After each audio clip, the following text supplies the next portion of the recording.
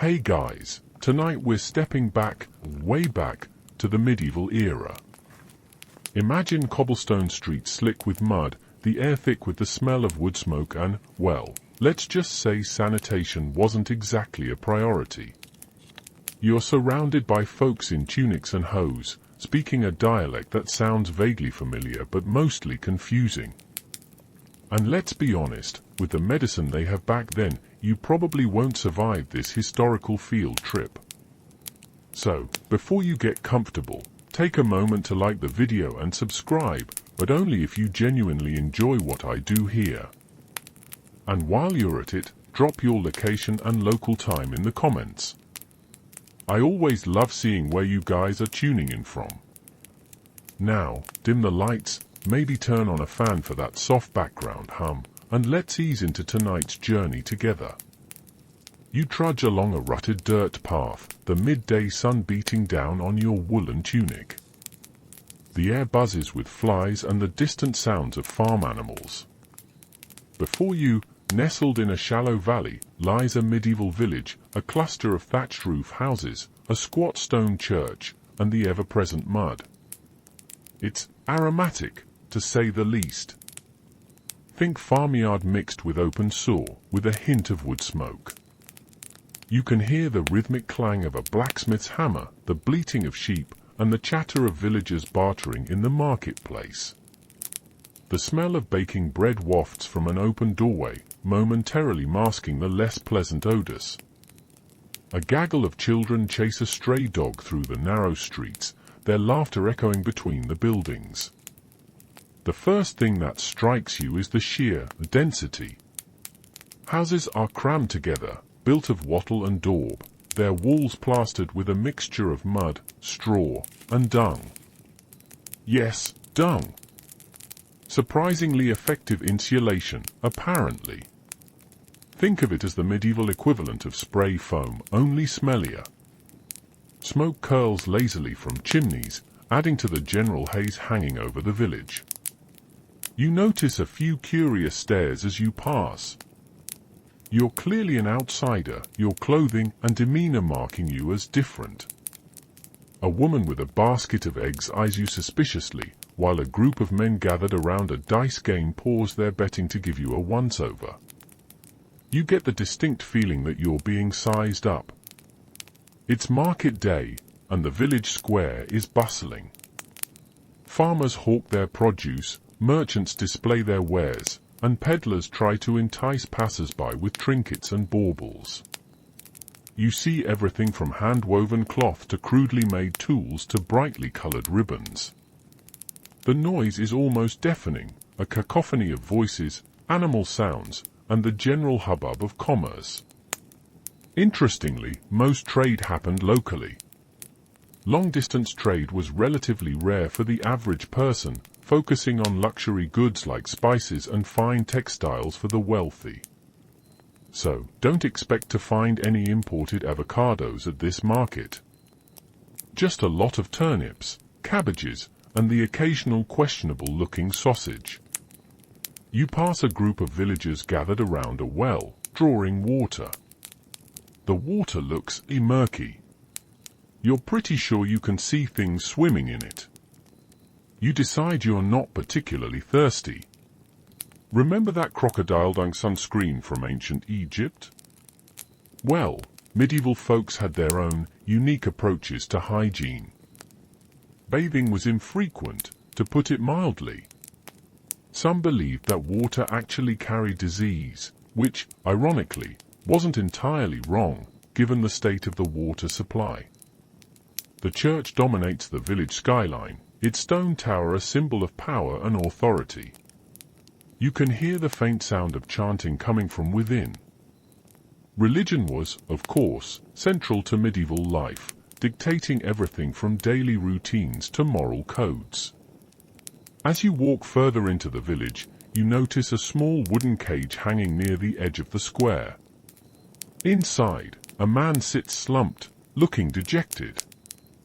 A sign above the cage identifies him as at scold, someone punished for speaking out of turn, often a woman accused of being too argumentative. medieval justice could be creative, to say the least. You probably won't survive medieval dentistry either, which was often performed by the same person who pulled teeth, the barber. Historians still argue whether medieval life was as universally grim as it's often portrayed.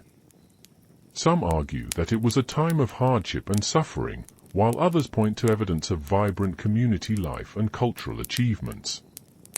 Either way, you're getting a distinct sense that hand sanitizer wasn't a big thing back then. The sun begins to dip below the horizon, casting long shadows across the village. A chill wind picks up, rustling the thatch on the roofs and sending shivers down your spine. Time to find some shelter.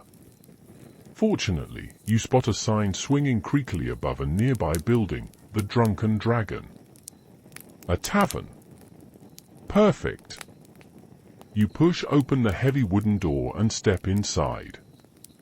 The tavern is dimly lit by flickering candles and a roaring fire in the hearth. The air is thick with smoke, the smell of ale, and the boisterous chatter of patrons. It's significantly warmer in here than outside, which is a definite plus. The tavern is packed. Rough-looking men with beards and calloused hands sit at long wooden tables, drinking, gambling, and arguing loudly. A few women are scattered among them, some tending to the tables, others joining in the revelry. A minstrel strums a lute in the corner, singing a bawdy ballad about a knight and a dragon, presumably a drunken one. You make your way to the bar, dodging elbows and spilled ale. The bartender, a burly man with a greasy apron and a handlebar mustache, eyes you with suspicion. "What'll it be, stranger?" he grunts. You order a tankard of ale. It tastes earthy and slightly sour. You suspect it's made from whatever grains were cheapest that week. But it's wet, and it's vaguely alcoholic, so you're not complaining too much. Think of it as the medieval equivalent of a cheap light beer, only less refined. The tavern is more than just a place to drink, it's a social hub. News and rumors spread like wildfire here. Travelers bring tales from distant lands, merchants exchange gossip, and villagers discuss local events. It's the medieval equivalent of a news aggregator, only with more spitting and fewer fact checks. You overhear snippets of conversation, a farmer complaining about crop failures, a merchant boasting about a profitable deal, a soldier recounting his exploits in a recent skirmish. Someone mentions the king, and the table goes silent for a moment. Talking ill of the king could lead to some serious punishment. Interestingly, medieval taverns were often regulated by local authorities. They had to adhere to certain standards of cleanliness and pricing, although enforcement was often lax. Think of it as the medieval equivalent of health inspections, only with fewer clipboards and more bribes. You notice a group of men huddled around a table in the corner, whispering intently. They keep glancing nervously towards the door. You get the feeling they're discussing something illicit. Maybe a bit of poaching, or smuggling, or perhaps even something more sinister. The food on offer is rustic. A greasy stew bubbling in a cauldron over the fire, hunks of bread, and slabs of cheese. You either stew with suspicion. You're pretty sure you can identify some of the ingredients, but others remain a mystery. Best not to ask too many questions. Mystery meat was very popular in the medieval period, and its recipes varied from year to year depending on available resources. The tavern is warm and inviting, but it's also a rough and dangerous place. Fights break out frequently, often over petty disputes or drunken insults. Knives are common, and arguments can quickly escalate into brawls. You decide to keep a low profile. You strike up a conversation with a friendly-looking villager sitting next to you at the bar. He introduces himself as Thomas, a blacksmith by trade. He's missing a few teeth and smells strongly of coal dust, but he seems like a decent enough fellow.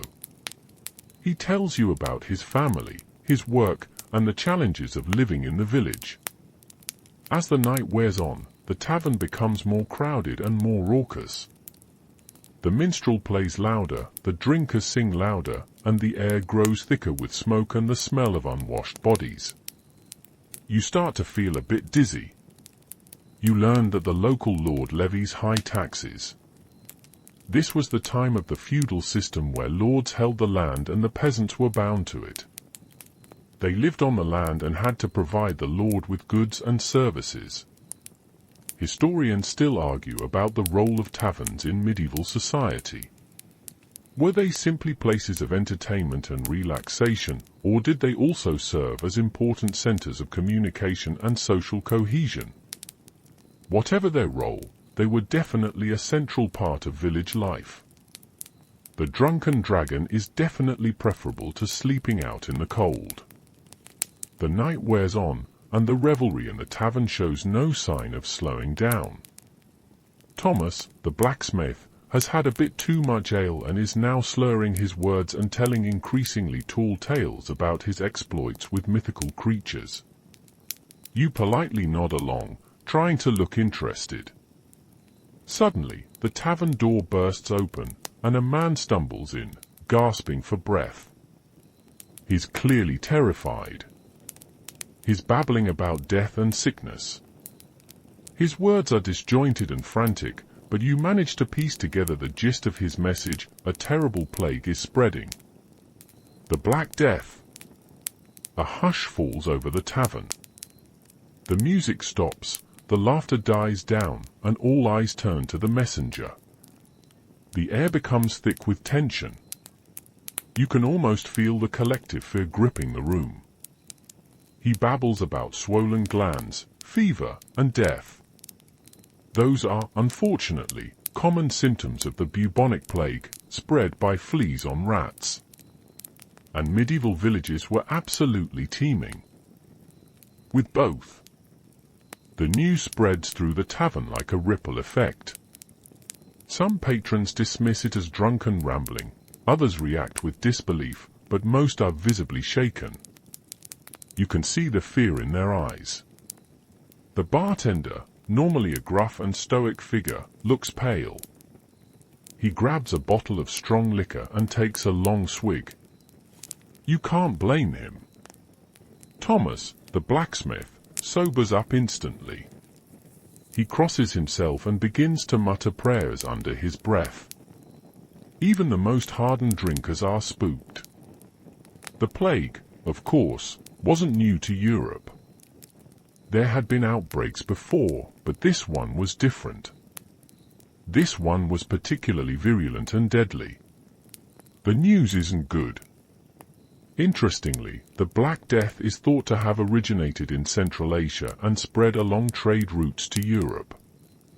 So, in a way, you could say that globalization was partly responsible for the pandemic. Although, I don't think anyone at the time was thinking of it that way. Panic starts to set in. People begin to argue, some blaming the plague on divine punishment, others accusing their neighbors of spreading the disease. The tavern, which was moments ago a place of merriment, has transformed into a hotbed of paranoia and suspicion. You hear whispers of quarantines and isolation. Some suggest fleeing the village, hoping to escape the plague's grasp. Others advocate for prayer and repentance, believing that only divine intervention can save them. One particularly zealous villager starts ranting about witches and demons, claiming that they are responsible for the plague. He calls for a witch hunt, pointing fingers at several women in the tavern. You can see the fear in their eyes. Accusations like that could have serious consequences. Medieval people had very little understanding of germ theory. They attributed disease to a variety of causes, including bad air, astrological events, and, of course, divine wrath. As a result, their methods of prevention and treatment were often ineffective, to say the least. The tavern owner, trying to maintain some semblance of order, announces that the tavern will be closed until the plague passes. He urges everyone to go home and pray for salvation. No one seems to argue. As you leave the tavern, the village feels different. The air is heavy with fear and uncertainty. The streets are deserted, and the only sound is the mournful tolling of the church bell. You find yourself wondering if you should flee the village as well. But where would you go? And would you even be able to escape the plague? It seems to be spreading rapidly. Remember that questionable-looking water from the well? Suddenly, it seems a lot less appealing. The looming plague will likely lead to social and economic disruption.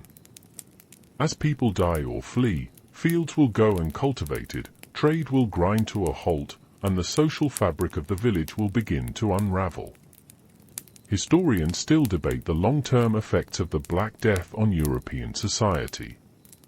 Some argue that it led to significant social and economic changes, including the decline of feudalism and the rise of a more mobile workforce. Others argue that its impact was less profound. But the immediate impact was obviously devastating. The bell tolls for all. The village is now gripped by fear. People huddle in their homes, avoiding contact with each other. The marketplace, once bustling with activity, is now deserted. The only sounds are the mournful tolling of the church bell and the occasional cough or groan. Superstition reigns supreme. With no scientific understanding of the plague, villagers turn to a variety of bizarre beliefs and practices in an attempt to ward off the disease. Amulets and charms are everywhere. People wear necklaces made of garlic cloves, carry pouches filled with herbs, and hang religious symbols above their doors. They believe that these objects will protect them from the plague's evil influence. Some villagers practice bloodletting, believing that draining blood will rid their bodies of the disease. Others resort to more extreme measures, such as flagellation, whipping themselves in public displays of repentance. The logic is that by inflicting pain on themselves, they can appease God and avert further suffering. One popular belief is that the plague is caused by bad air, or miasma. People burn incense, herbs, and even old shoes to purify the air and drive away the evil vapors. The village smells even worse than usual, a bizarre combination of rotting garbage and burning sage. You see a group of villagers gathered around a bonfire, chanting incantations and throwing offerings into the flames. They're performing a ritual to appease the spirits and beg for their protection. The local priest, desperate to offer some comfort to his flock, leads daily processions through the village, praying for deliverance. He carries a relic, a bone believed to belong to a saint, and sprinkles holy water on the houses. But even his efforts seem futile in the face of the relentless plague. Interestingly, some medieval doctors recommended using leeches to treat the plague. While leeches can be effective for certain conditions, they were unlikely to do much good against the bubonic plague. But hey, at least they were trying something. You overhear a conversation between two women about the power of plague doctors. These mysterious figures, clad in long robes and grotesque bird-like masks, are believed to possess special knowledge and skills to combat the disease. They carry staffs to poke at victims without touching them and masks filled with sweet-smelling herbs. The masks were actually designed to protect them from the miasma, but they also added to their eerie and intimidating appearance. Their treatments, however, were often as ineffective as they were bizarre. The fear of outsiders is palpable. Anyone who enters the village is viewed with suspicion, and travelers are often turned away at the gates. Some villages even resort to violence, attacking anyone who looks like they might be carrying the plague. You notice that Thomas, the blacksmith, is now wearing a strange concoction of herbs and spices around his neck. He claims it was prescribed by a local wise woman who also told him to avoid bathing and to drink copious amounts of ale. You're not sure if that's good advice, but you decide not to argue with him. Remember those whispers about witches and demons from the tavern? The witch hunt is now in full swing. Several women have been accused of witchcraft and are being interrogated by the local authorities. The accusations are based on flimsy evidence and fueled by fear and superstition.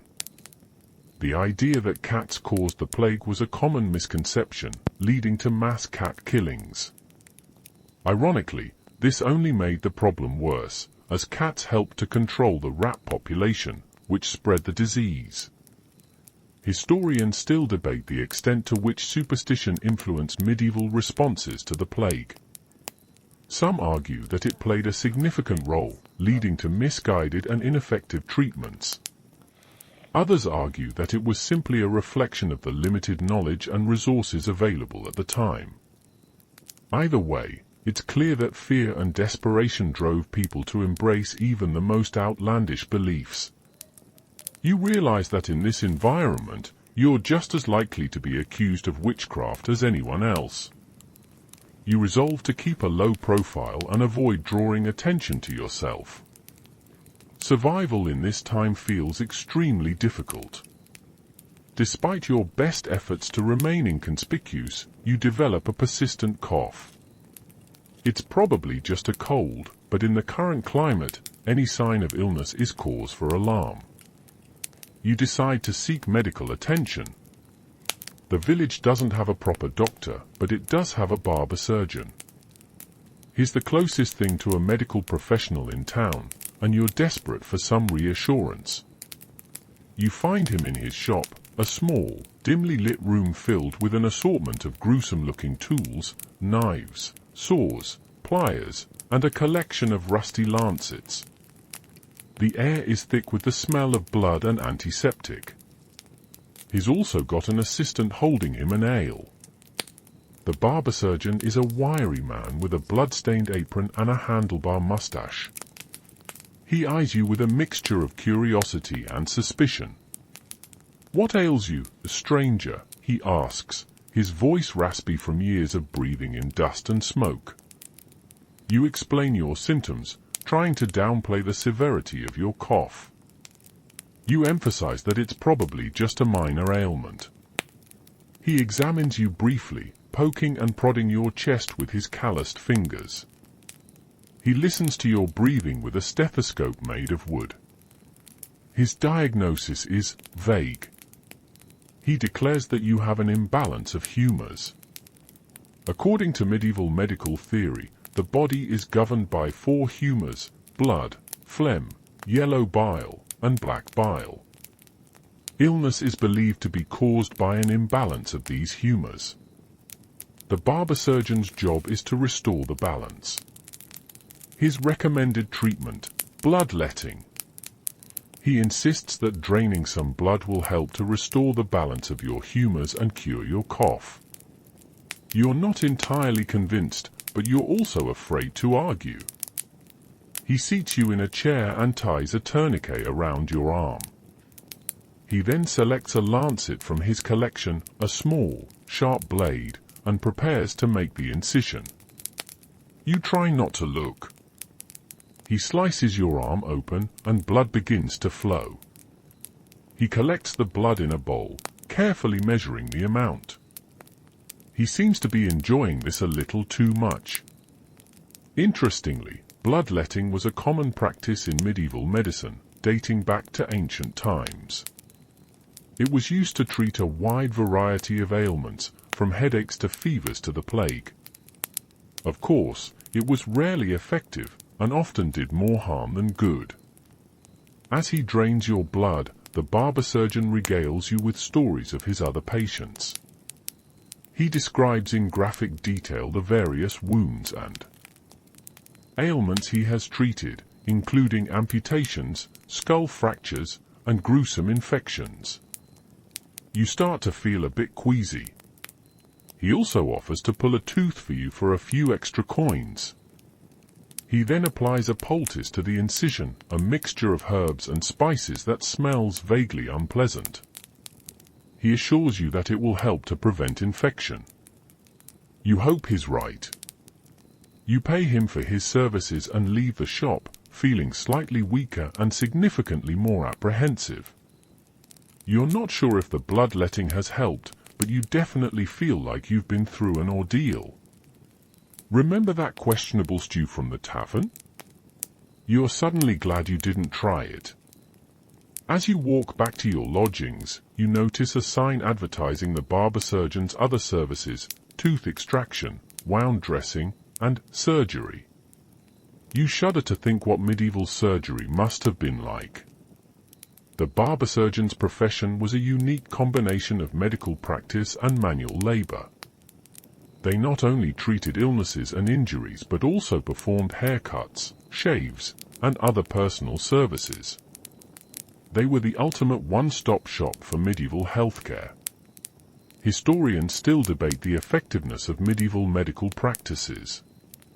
Some argue that they were largely based on superstition and ignorance, while others point to evidence that some treatments were surprisingly effective.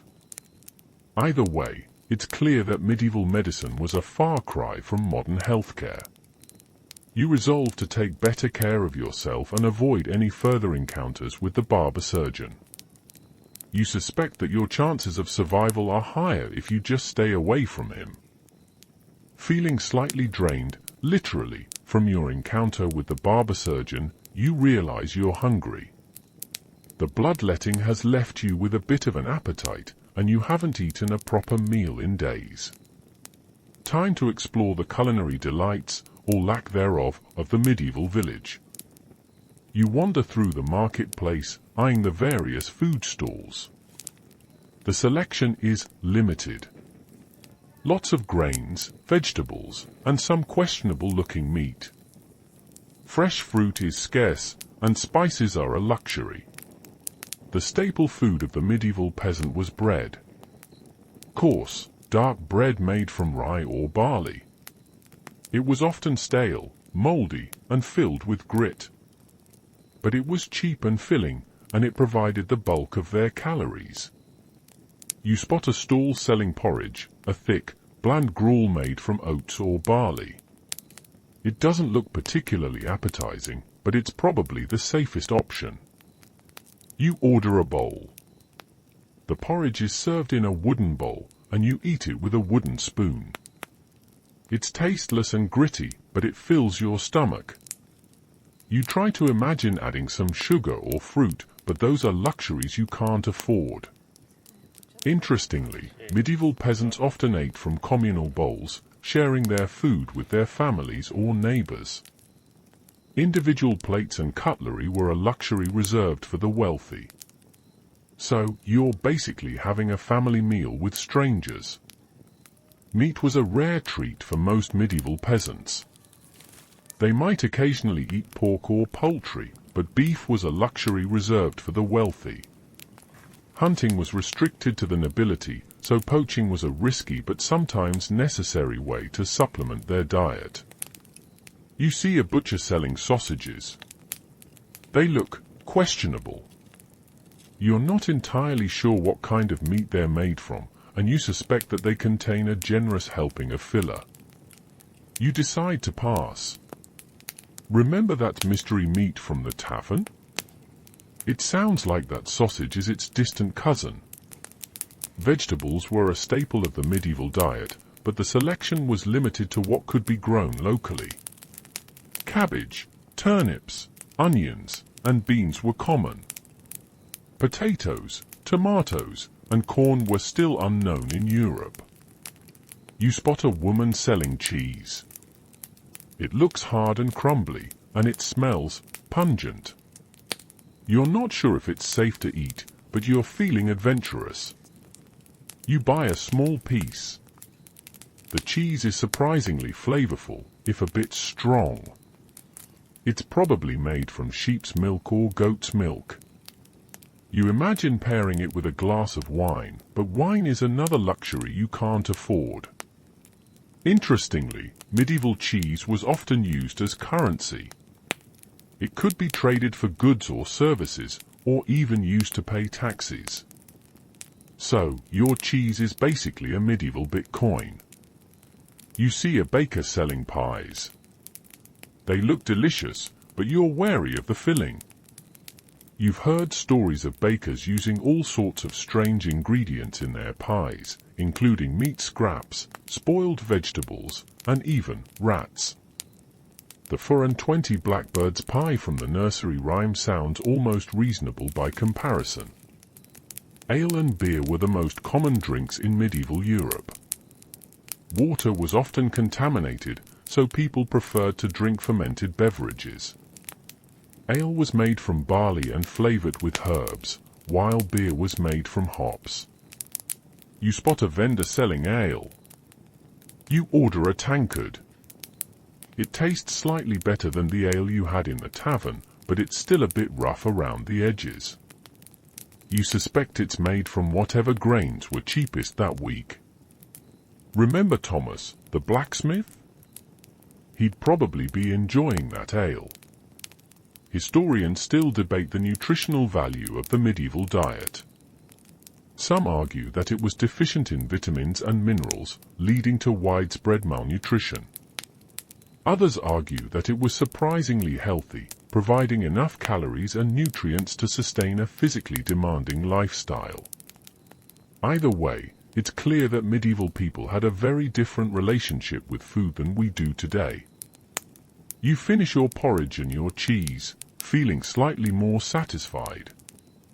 You realize that you're adapting to the medieval diet, even if it's not exactly gourmet.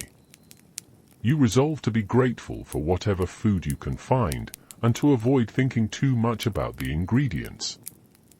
With your stomach at least partially full, you decide to explore another aspect of medieval life, the feudal system.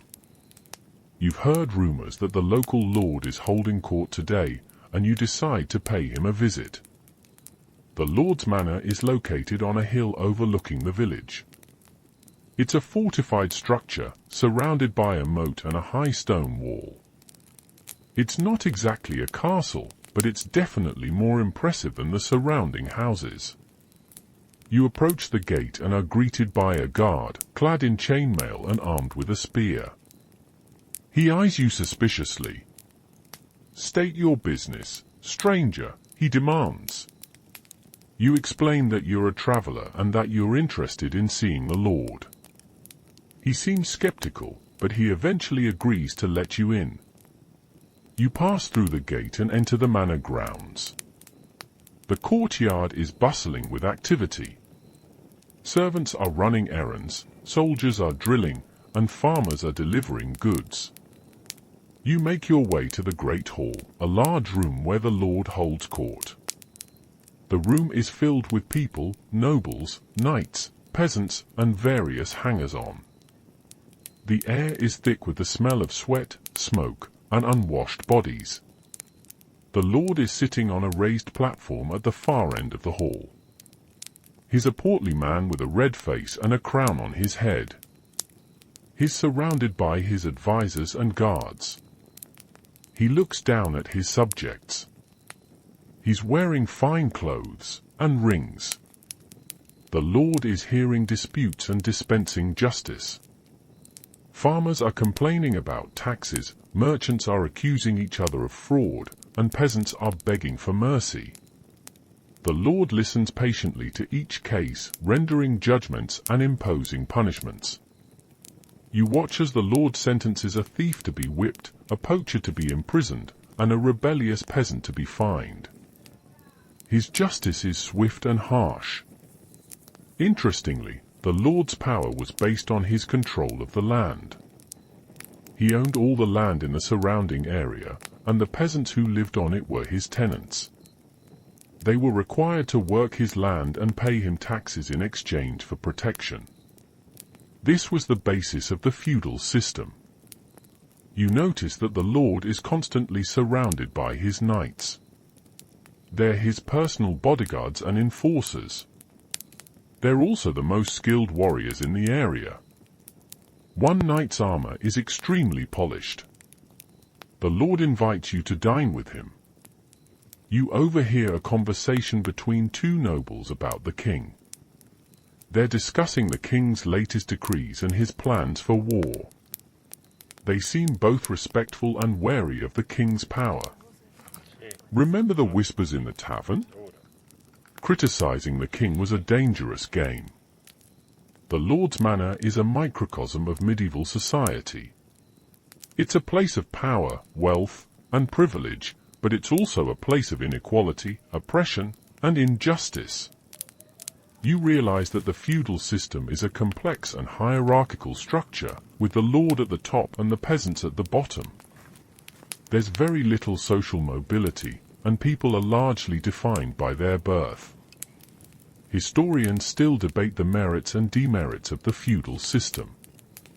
Some argue that it provided stability and order in a chaotic time, while others argue that it was a system of exploitation and oppression. Either way, it's clear that the feudal system shaped medieval life in profound ways. You observe that there is a strict code of conduct that dictates everything from table manners to battlefield behavior. Honor, loyalty, and courage are highly valued, while cowardice, treachery, and dishonor are despised. You resolve to be respectful of the Lord and his authority, and to avoid any behavior that might be considered offensive or disrespectful. You're a guest in his manor, and you want to avoid causing any trouble. The Lord makes a comment about his jester.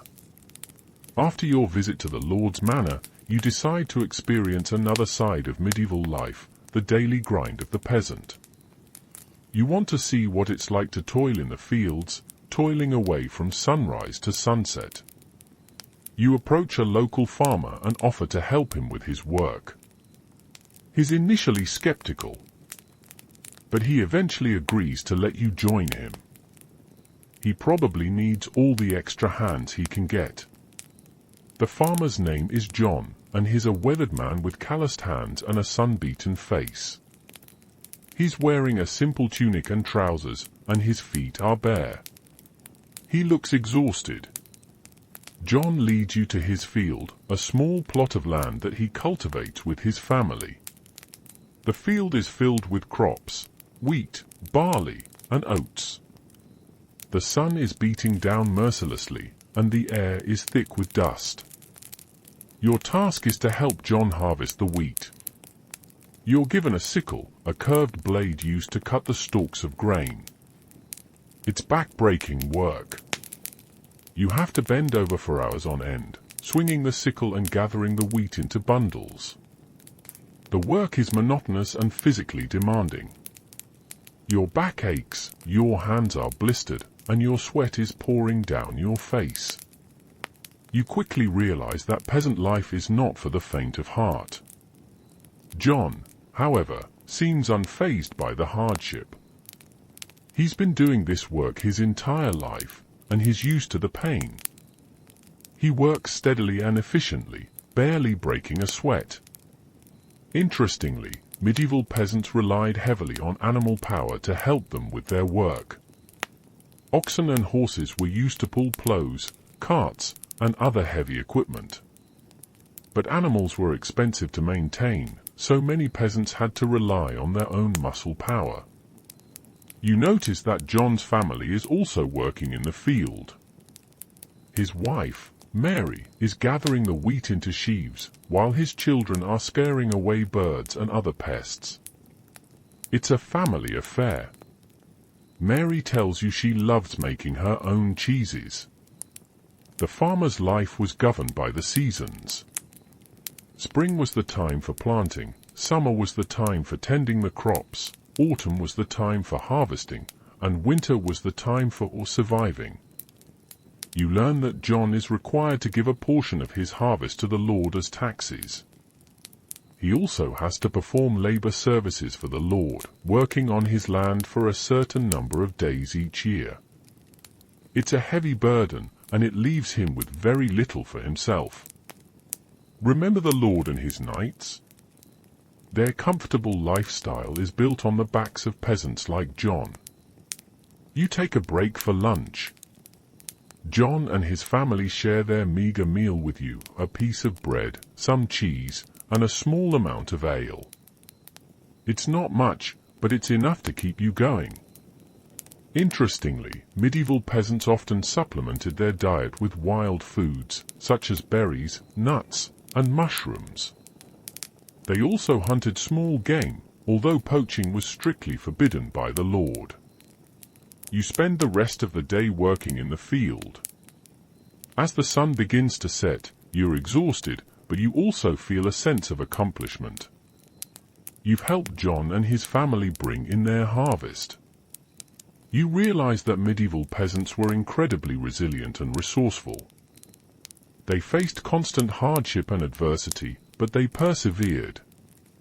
They were the backbone of medieval society. Historians still debate the living conditions of medieval peasants.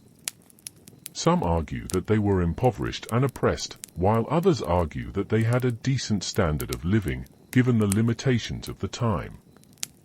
Either way, it's clear that their lives were difficult and demanding. You thank John and his family for allowing you to work with them.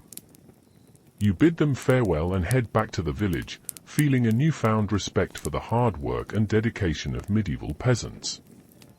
You're tired, sore, and sunburned, but you've gained a valuable insight into medieval life. Exhausted from your day in the fields, you seek respite in the village church. The cool, dim interior offers a welcome contrast to the scorching sun. The faint scent of incense hangs in the air, and the sound of chanting can be heard in the distance. You find a quiet corner and sit down to rest. As you close your eyes, you begin to contemplate your place in the medieval world. The plague, the feudal system, the daily grind, it all feels overwhelming. Suddenly, you're struck by a powerful urge, a desire to go on a pilgrimage. You've heard stories of people traveling to distant shrines and holy sites, seeking forgiveness, healing, or spiritual enlightenment. The idea of embarking on such a journey appeals to you. The road to Canterbury is long. Perhaps a pilgrimage could offer you a way to escape the plague, to find meaning in a chaotic world, or simply to experience something new. You speak with the local priest, Father Michael, about your desire to go on a pilgrimage. He's a kind and gentle man, and he listens patiently to your story. He encourages you to follow your heart. He explains that pilgrimage is a sacred tradition, a way to draw closer to God and to deepen your faith. He warns you, however, that pilgrimage is not without its dangers. The roads are often unsafe, bandits and robbers lurk in the shadows, and the journey can be long and arduous. You're undeterred. You're determined to go on a pilgrimage, no matter the risks. Father Michael advises you to choose your destination carefully. He suggests several popular pilgrimage sites: Rome, Jerusalem, Santiago de Compostela. Each site is associated with a different saint or event, and each offers a unique spiritual experience.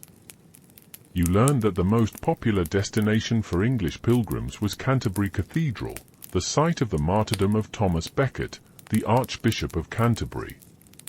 Becket was murdered in the cathedral in 1170, and he quickly became a saint and a symbol of resistance against royal authority. The Canterbury Tales book does well depicting pilgrims journeying to Canterbury. The pilgrimage to Canterbury was a long and arduous journey, but it was also a deeply meaningful experience for many people. Pilgrims travelled from all over England, and even from other parts of Europe, to visit Becket's shrine and to pray for his intercession. Interestingly, medieval pilgrims often wore badges or tokens to identify themselves as pilgrims. These badges were usually made of metal or cloth and featured images of saints or symbols associated with the pilgrimage site. Think of it as a medieval travel souvenir. You decide to embark on the pilgrimage to Canterbury. It's a relatively short journey, and it's within your means. You feel a sense of excitement and anticipation. Father Michael gives you a blessing and provides you with a few basic supplies, a staff, a pouch of food, and a small amount of money. He also gives you a letter of introduction, which you can present to monasteries and other religious institutions along the way. Remember that the monasteries offer safety to travelers. You bid farewell to Father Michael and set off on your journey. The road stretches out before you, winding through fields, forests, and villages. You're alone, but you feel a sense of purpose and determination. The journey is challenging.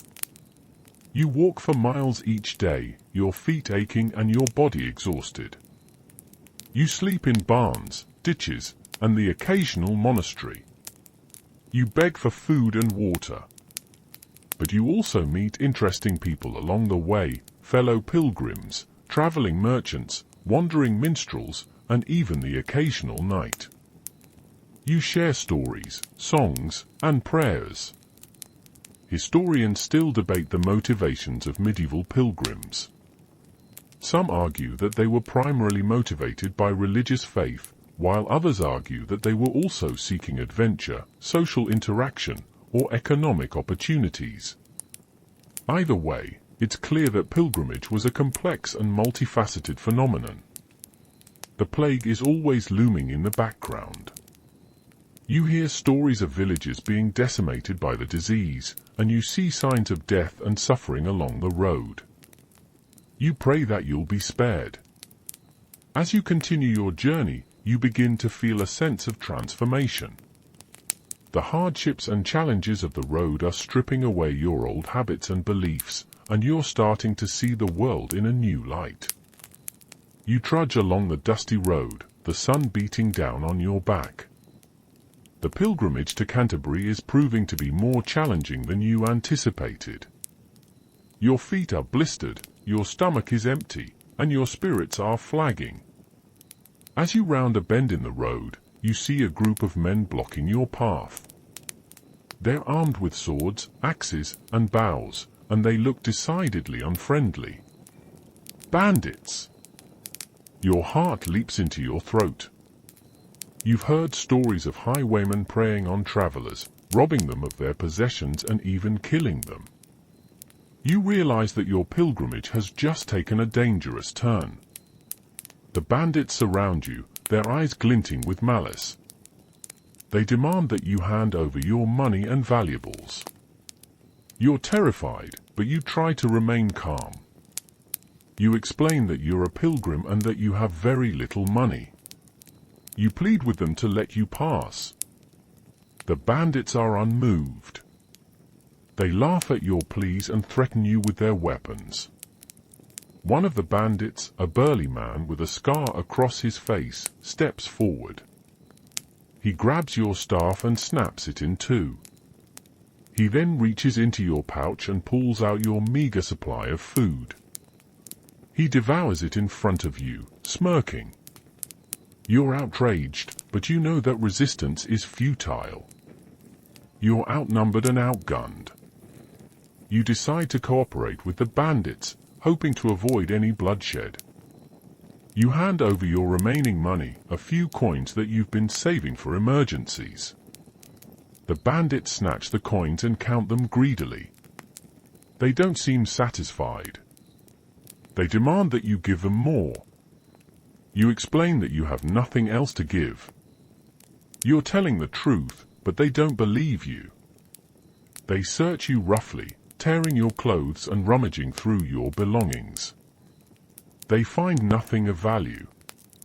The bandit leader becomes enraged. He accuses you of lying and threatens to kill you. You're terrified. You realize that your life is in danger. Suddenly, one of the bandits speaks up. He points out that you're wearing a pilgrim's badge. He suggests that they might be able to ransom you to the church. The bandit leader considers this.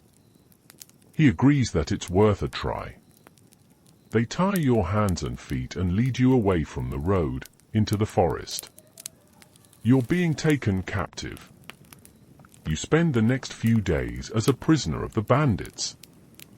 They keep you tied up in a small cave, feeding you scraps of food and water.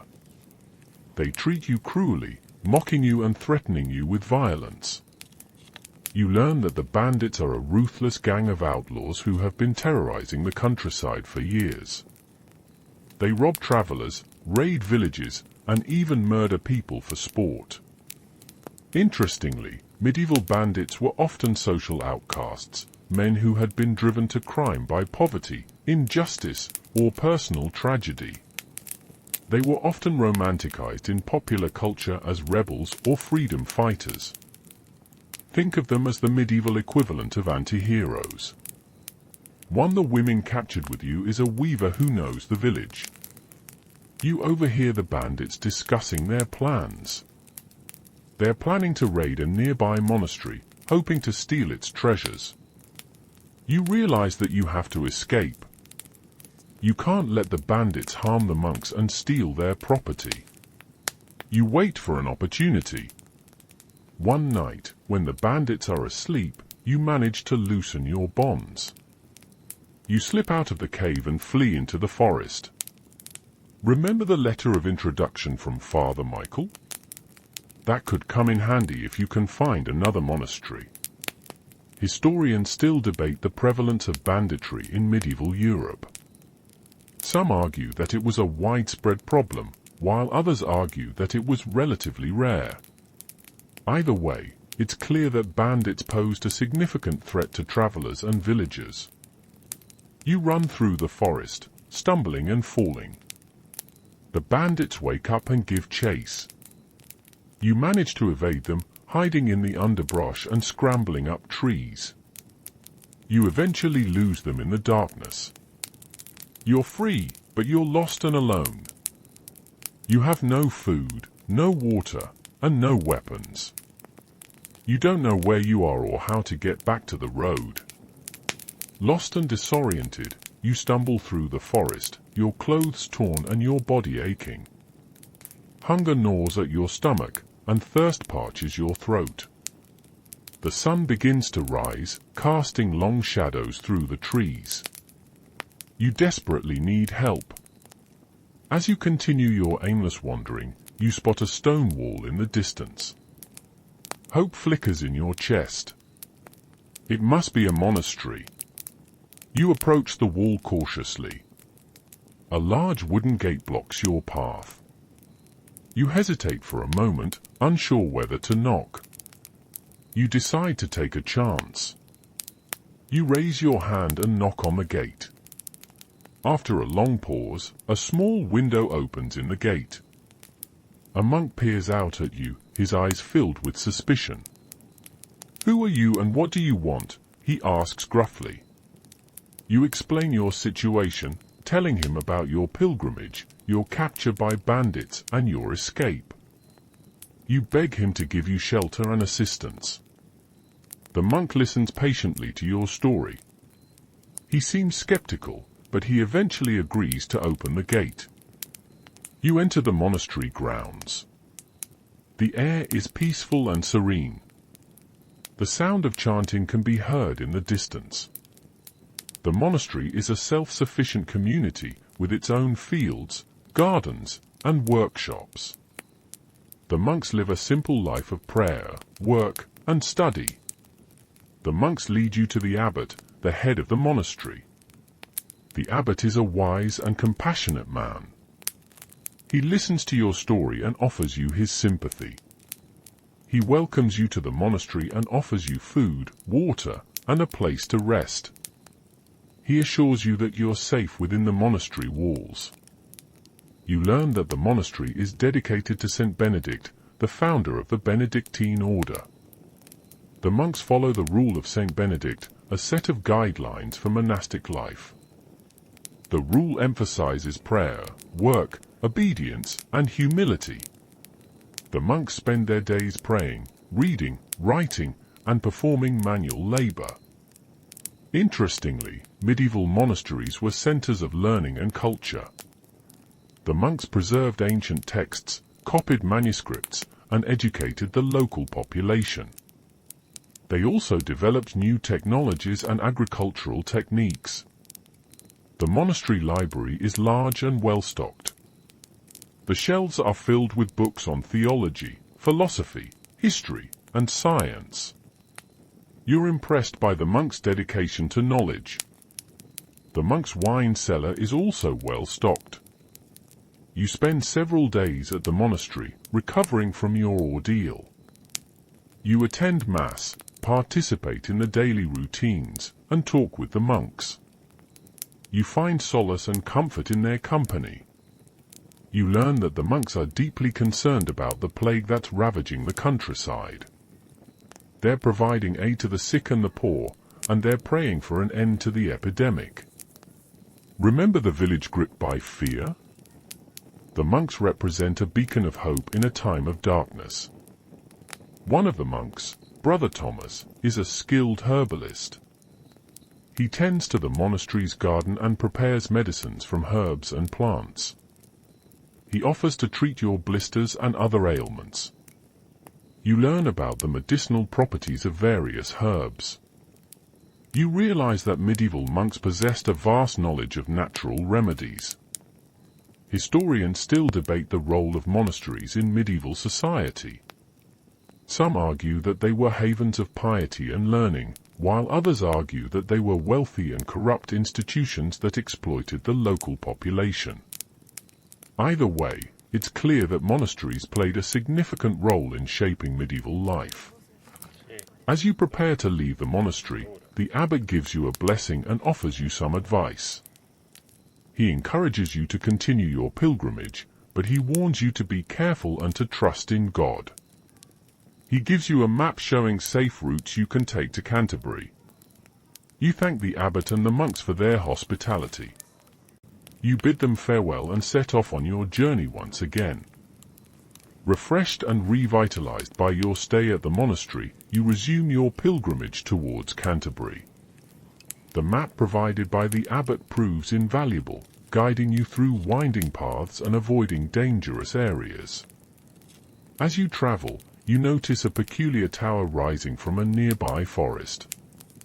It's unlike any building you've seen before, tall, slender, and topped with a strange dome. Curiosity piqued, you decide to investigate. You venture off the main road and into the forest, following a barely discernible path towards the tower. The air grows cooler and the trees become denser, creating an atmosphere of mystery and intrigue. You reach the tower and find a heavy wooden door. Hesitantly, you knock. After a moment, the door creaks open, revealing a wizened old man with a long white beard and piercing eyes. He's wearing a robe covered in strange symbols, and the air around him seems to crackle with energy. "Welcome, traveler," he says in a raspy voice. "I have been expecting you." He introduces himself as Alatar, an alchemist and scholar. He invites you inside his tower. The interior of the tower is even more peculiar than the exterior. The walls are lined with shelves filled with books, jars, and strange instruments. The air is thick with the smell of herbs, chemicals, and burning incense. Alatar explains that he's dedicated his life to the pursuit of knowledge. He studies the secrets of nature, the mysteries of the universe, and the art of alchemy. He shows you his laboratory, a cluttered space filled with retorts, crucibles, and alembics. He explains that he's trying to transmute base metals into gold, create the elixir of life, and unlock the secrets of immortality. You learn that alchemy was a complex and multifaceted discipline that combined elements of science, philosophy, and mysticism. Alchemists believed that all matter was composed of four elements: earth, air, fire, and water. They sought to manipulate these elements to create new substances and achieve spiritual enlightenment. Alchemy may be science's quirky uncle, but not all quirk is bad. He offers you a glass of a strange potion. Interestingly, medieval alchemists often use secret codes and symbols to conceal their knowledge from outsiders. They believed that alchemy was a sacred art that should only be practiced by the initiated. Alatar shows you his library, a vast collection of books on alchemy, astrology, magic, and other esoteric subjects. He explains that he studies these subjects to gain a deeper understanding of the universe. He reveals that he believes the stars influence human affairs and that the future can be predicted by studying the movements of celestial bodies. One book is filled with recipes and spells. He shows you his observatory, a rooftop platform where he observes the stars and planets. He explains that he uses a variety of instruments, including astrolabes, quadrants, and telescopes. You learn that astrology was closely linked to alchemy in medieval times. Alchemists believed that the planets influenced the formation of metals and that astrological knowledge was essential for successful alchemy. Remember those superstitions running wild in the village? Alatar is taking them to the next level. He shows you a room filled with herbs, minerals, and other ingredients. He explains that he uses these ingredients to create potions, elixirs, and other remedies. You learn that medieval alchemy was closely linked to medicine. Alchemists believed that they could create powerful medicines to cure diseases and prolong life. Historians still debate the significance of alchemy in medieval history. Some argue that it was a pseudoscience that led to nothing but delusion and fraud, while others argue that it was a precursor to modern chemistry and played a significant role in the development of scientific thought. You spend several days with Alatar, learning about his alchemical pursuits and exploring his tower. You find his knowledge and enthusiasm fascinating, but you also sense that he's a bit eccentric. Alatar suggests that you stay at the tower as his apprentice. As you prepare to leave Alatar's tower, he gives you a small vial of a mysterious liquid. He claims that it's a powerful elixir that will protect you from disease and danger. You thank Alatar for his hospitality and bid him farewell. You continue on your pilgrimage, feeling a sense of wonder and bewilderment. With the mysterious elixir tucked safely away, you continue your pilgrimage. You're closer to Canterbury now, but the roads remain treacherous. As you pass through a small village, you witness a disturbing scene, a public trial. A man stands accused of theft, surrounded by a crowd of angry villagers. You learn that the trial is being presided over by the local bailiff, a representative of the Lord. He's a stern-faced man with a cruel demeanor. The accused man is given little opportunity to defend himself. The evidence against him is circumstantial, but the bailiff seems determined to find him guilty. The villagers are baying for blood. They're eager to see the accused punished, regardless of his guilt or innocence. The bailiff pronounces his verdict, guilty. He sentences the man to be flogged and then banished from the village. The punishment is carried out immediately. The accused man is stripped to the waist and tied to a post. A burly guard whips him mercilessly, as the villagers jeer and shout insults. The scene is brutal and disturbing. You are shocked by the cruelty and injustice of the medieval legal system. You learn that medieval justice was often arbitrary and unfair. The accused had few rights, and trials were often based on hearsay, superstition, and personal vendettas. Interestingly, medieval trials often involved ordeals, tests of guilt or innocence based on religious beliefs. For example, the accused might be forced to hold a hot iron or plunge their hand into boiling water. If they were innocent, it was believed that God would protect them from harm. One woman suggests dunking the accused. As you watch the punishment being carried out, you notice a woman in the crowd weeping. She's the wife of the accused man. You feel sympathy for her. You realize that the punishment will not only affect the accused man but also his family. You learn that the villagers are suspicious of the accused man because he's a newcomer. They believe that he's responsible for a series of petty thefts that have plagued the village in recent weeks. Remember the fear of outsiders back in the plague-ridden village? It seems to be a common theme in medieval life. The bailiff orders the accused man to be dragged out of the village. He warns him never to return. As the accused man is led away, he cries out his innocence. But no one listens. You realize that medieval justice was often used to maintain social order and to suppress dissent. The powerful used the legal system to control the weak and to protect their own interests. One man says that the court jester is the only justice in town.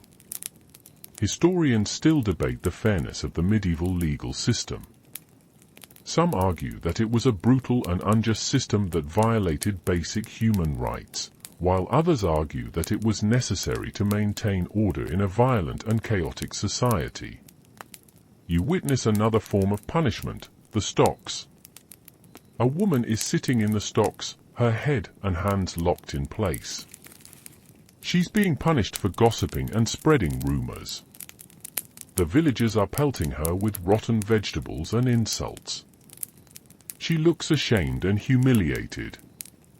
You learn that the stocks were a common form of punishment for minor offenses, such as public drunkenness, petty theft, and slander. They were designed to humiliate and shame the offender. You realize that medieval society had a strong emphasis on public shaming. People were often punished in public to deter others from committing similar offenses. As you leave the village, you can't shake off the disturbing scenes you've witnessed. You're reminded of the cruelty and injustice that were so prevalent in medieval life. You resolve to be grateful for the rights and freedoms that you enjoy in your own time. You realize that justice is not always guaranteed and that it's important to stand up for the oppressed and the marginalized. You continue your journey, the grim spectacle of medieval justice weighing heavily on your mind. The road to Canterbury seems longer and more arduous than ever. As you approach your destination, you hear the mournful tolling of a bell in the distance. The sound is slow, deliberate, and filled with a sense of sadness. The bell tolls for someone. You ask a passing traveler what the bell signifies. He explains that it's a death knell, a signal that someone in the nearby village has died. You learn that the tolling of the death knell was a common practice in medieval times. The number of tolls indicated the age and status of the deceased. A specific pattern of tolls was used for men, women, and children. The traveler tells you that the plague has struck the village. Many people have fallen ill, and several have already died. The plague. It's everywhere. The traveler urges you to avoid the village. He warns that it's a dangerous place, filled with disease and despair. You hesitate. You're close to Canterbury, but you also feel a sense of compassion for the villagers. You wonder if there's anything you can do to help. Remember Brother Thomas, the herbalist? You recall his knowledge of medicinal herbs and plants. Perhaps you could use that knowledge to assist the sick. You decide to ignore the traveler's warning and venture into the village. You approach the village cautiously. The streets are deserted, and the houses are shuttered. The air is heavy with the smell of sickness and death. You see a group of people gathered around the church. They're mourning the loss of their loved ones. Their faces are etched with grief and despair. The priest is leading a funeral service. He's reciting prayers and comforting the bereaved. You offer your condolences to the villagers. You express your sympathy for their loss. They're grateful for your kindness. They tell you about the devastating impact of the plague on their community. You learn that many families have been wiped out entirely. The village is struggling to cope with the sheer scale of the tragedy. Interestingly, Medieval communities often formed brotherhoods and sisterhoods to provide mutual support during times of crisis. These organizations offered assistance to the sick and the poor, and they helped to bury the dead. One woman tells you about a dream she had. You offer to help the villagers in any way you can. You suggest using your knowledge of herbs and plants to treat the sick. The villagers are skeptical. They've tried everything, and nothing seems to work. But they're desperate. They agree to let you try. You spend the next few days tending to the sick. You gather herbs and plants from the surrounding fields and forests. You prepare potions and remedies. You work tirelessly, providing comfort and care to those who are suffering. You do your best to alleviate their pain and to improve their chances of survival. Remember that vial of mysterious liquid Alatar gave you? You consider using it, but you're unsure of its effects. You decide to save it for a dire emergency. You realize that the plague is a relentless and merciless enemy. Many of the villagers are beyond help. Historians still debate the mortality rate of the Black Death. Some estimate that it killed as much as 60% of the European population. The impact was devastating. As you continue your work, you witness scenes of great suffering and great courage. You see families caring for their sick loved ones, even at the risk of their own lives. You see individuals offering support and comfort to their neighbors. You realize that even in the face of death and despair, the human spirit can endure. The bell continues to toll. Despite your best efforts, the plague continues its relentless spread through the village. More and more people fall ill, and the death toll continues to rise. The air is thick with the stench of sickness and decay. Winter is approaching. The days are growing shorter, and the nights are growing colder. The harvest is meager, and food supplies are dwindling.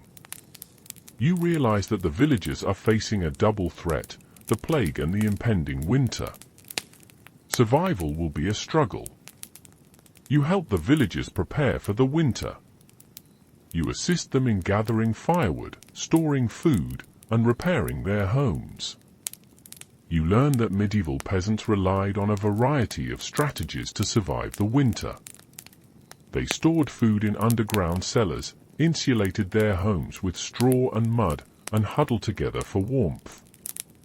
You help a family butcher their animals for the winter. You learn how to preserve meat by salting, smoking, and drying it. Interestingly, medieval winters were often severe. Periods of extreme cold and heavy snowfall were common, making it difficult to travel and to find food. One woman tells you that her family is running out of food. You share your own meager supplies with the villagers. You realize that you're all in this together. You start teaching the villagers ways to prevent the plague. You know hand washing is important and that boiling water makes it safe to drink. You gather the last of the harvest to store for winter. The days grow colder and shorter, so it is harder to find food. You reflect on your journey so far. You've faced bandits, alchemists, unjust trials, and now the plague. You've witnessed the best and worst of medieval society. You realize that medieval life was a constant struggle for survival. People faced constant threats from disease, famine, war, and natural disasters. You wonder if you'll survive the winter. You're weak and exhausted, and the plague is still raging. Remember that vial of mysterious liquid Alatar gave you? You decide to use it. You drink a small amount of the elixir. You feel a surge of energy. Your cough subsides, and your fever breaks. You feel stronger and healthier than you have in weeks. You don't know what's in the elixir, but it seems to be working. You hope it will last. As winter sets in, the village is shrouded in snow and ice. The days are dark and gloomy. The villagers huddle around their fires, trying to stay warm. You continue to help the villagers in any way you can. You share your knowledge, your skills, and your compassion.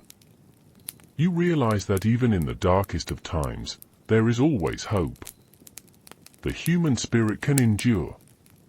Historians still debate the long-term consequences of the Black Death. Some argue that it led to significant social, economic, and political changes, while others argue that its impact was less profound. Either way, it's clear that the Black Death was a watershed moment in European history. You look out at the snow-covered village, unsure of what the future holds. You know that the winter will be long and difficult, but you also know that the villagers are resilient and resourceful. You have a sense that you will endure. The fire crackles softly, casting dancing shadows on the walls of your mind. The images of the medieval village slowly begin to fade, the sounds of the tolling bell and the winter wind replaced by the gentle rhythm of your own breathing. The struggles and hardships you witnessed, the moments of fear and despair, recede into the distance, leaving behind a sense of quiet gratitude for the comfort and safety of your own time. You are here, now, warm and secure, a world away from the harsh realities of medieval life. Let the faces of the villagers, their resilience and their struggles, remind you of the enduring strength of the human spirit, even in the face of unimaginable adversity. Let the wisdom of the monks and the strange knowledge of the alchemist inspire you to seek truth and understanding in all things. And let the memory of the journey, the pilgrimage itself, guide you towards a path of compassion and kindness in your own life. Close your eyes, breathe deeply, and let the quiet of the night embrace you. Sweet dreams.